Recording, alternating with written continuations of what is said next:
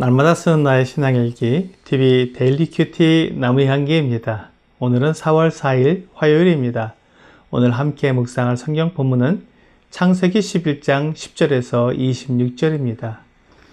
셈의 족보는 이러하니라. 셈은 백세 곧 홍수 후 2년에 아르박삿을 낳고 아르박삿을 낳은 후에 500년을 지내며 자녀를 낳았으며 아르박삿은 35세에 셀라를 낳았고 셀라를 낳은 후에 403년을 지내며 자녀를 낳았으며 셀라는 30세에 에벨을 낳았고 에벨을 낳은 후에 403년을 지내며 자녀를 낳았으며 에벨은 34세에 벨렉을 낳았고 벨렉을 낳은 후에 430년을 지내며 자녀를 낳았으며 벨렉은 30세에 르우를 낳았고 르우를 낳은 후에 209년을 지내며 자녀를 낳았으며 르우는 32세에 수룩을 낳았고 수룩을 낳은 후에 207년을 지내며 자녀를 낳았으며 수룩은 30세에 나홀을 낳았고 나홀을 낳은 후에 200년을 지내며 자녀를 낳았으며 나홀은 29세에 데라를 낳았고 데라를 낳은 후에 119년을 지내며 자녀를 낳았으며 데라는 70세에 아브람과 나홀과 하란을 낳았더라.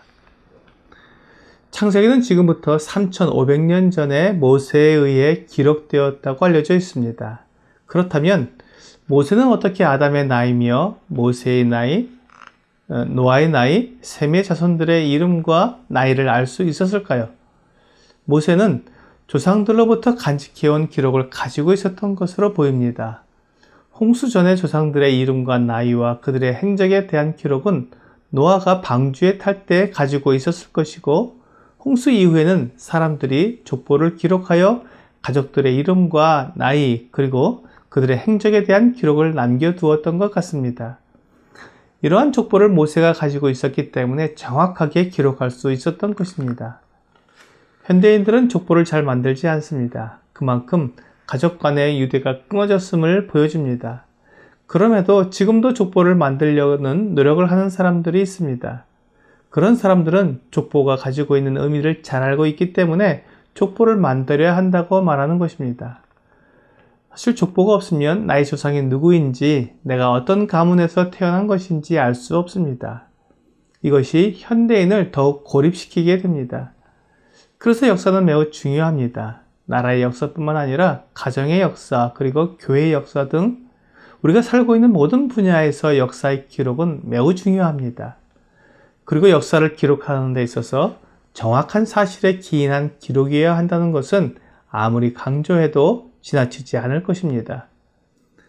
사실 족보를 기록할 때 정확한 사실대로 기록하지 않으면 나중에 그 오차를 수정하기 어렵습니다. 그래서 족보는 정확한 사실에 근거해서 기록할 수밖에 없습니다. 그런 의미에서 모세가 셈족의 족보를 기록할 때 신뢰할 만한 족보를 근거로 기록했다는 것을 믿을 수 있습니다. 노아가 600세 되던 해에 홍수가 있었고 홍수 후에 350년을 살았으며 950세에 죽었습니다. 그리고 셈은 100세에 아르박삿을 낳고 500년을 더 살았습니다. 그러므로 셈은 600세까지 살았다는 것입니다. 이런 식으로 계산을 해보면 아르박삿은 438세, 셀라는 433세, 에벨은 434세, 벨렉은 239세, 르우는 239세, 수룩은 230세, 나홀은 148세, 데라는 205세가 됩니다. 셈이 홍수 후에 500년을 더 살았는데 그 아들 아르박삿은 500년을 채 살지 못했습니다. 그리고 셈 이후에 데라까지 8대를 내려오는데 그 나이는 3분의 1로 줄어들었습니다. 특히 벨렉 때부터 갑자기 연수가 줄어든 것을 볼 수 있는데 이때 지구의 환경이 매우 크게 바뀌었을 것으로 생각이 됩니다. 오늘 본문의 족보대로 계산을 해보면 셈은 아브라함의 아들 이삭이 태어날 때까지 살아 있었고 셈의 아들 아르박삿과 셀라, 에벨까지도 아브라함과 함께 살았던 것을 볼 수 있습니다.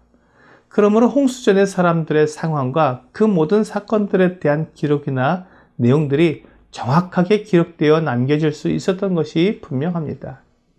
오늘의 족보에서 분명히 알 수 있는 것은 첫째, 홍수 후에 사람들의 수명이 매우 크게 줄어들었음을 알 수 있습니다. 둘째, 수명이 홍수 전과 홍수 후로 구분되는 것을 통해 홍수가 전 세계적인 것이었음을 알 수 있습니다. 셋째, 이런 수명의 단축이 지구 환경의 변화 때문이기 때문에 홍수전에 하늘 위에 물층이 있었다는 것을 알 수 있습니다. 많은 사람들에게 창세기, 특히 1장부터 11장까지는 지어낸 이야기처럼 여겨지고 있습니다. 어떻게 이 이야기들을 믿을 수 있느냐고 말을 합니다. 또한 성경을 가르치는 많은 학자들조차도 이 부분을 해석할 때 자기의 논리와 자기의 경험과 지식으로 해석을 하려고 하기 때문에 억지로 해석하기도 합니다. 그러는 가운데 성경에 대한 의심과 잘못된 인식이 사람들에게 심어지는 것입니다. 만일 하나님께서 성경을 사람들의 이성과 자기 이해에 따라 자유롭게 해석할 수 있도록 주신 것이라면 성경을 기록하실 필요가 없었을 것입니다. 하나님께서 성경을 기록해서 사람들에게 주신 이유는 그것이 정확하며 더 이상 붙이거나 뺄 필요가 없고 그 기록된 그대로 믿고 순종하게 하기 위함입니다. 그러므로 성경에 대한 자기 해석이나 성경에서 말씀하고 있지 않은 깊은 의미를 찾아내려고 하는 것은 하나님께서 성경을 기록해 주신 범위를 넘어서는 것입니다. 우리는 하나님의 말씀에 대한 진지한 태도를 가져야 합니다. 성경을 이해할 때 맞으면 좋고 틀려도 상관없다는 식으로 해석을 하거나 이해를 해서는 안 됩니다. 그런 식의 접근은 하나님을 믿을 수도 없고 올바른 믿음을 가질 수도 없게 합니다. 오늘의 적용 질문을 보겠습니다. 노아의 홍수 이후 사람의 수명이 줄어든 것을 보면서 어떤 생각이 듭니까? 하나님께서 사람을 완전하게 창조하셨지만 죄를 지은 후 900세 정도까지 살다 죽게 하셨습니다. 그리고 죄가 세상에 가득하고 사람들이 생각하는 것이 죄뿐이기 때문에 사람의 수명을 줄어들게 하여 지금은 7, 80세까지 되게 하셨습니다. 10분의 1 이하로 줄어들게 하신 것입니다. 죄는 사람을 파괴하였고 세상을 파괴하였습니다. 그래서 하나님은 이 세상을 새로 만드실 것입니다. 그리고 사람도 새롭게 하실 것입니다.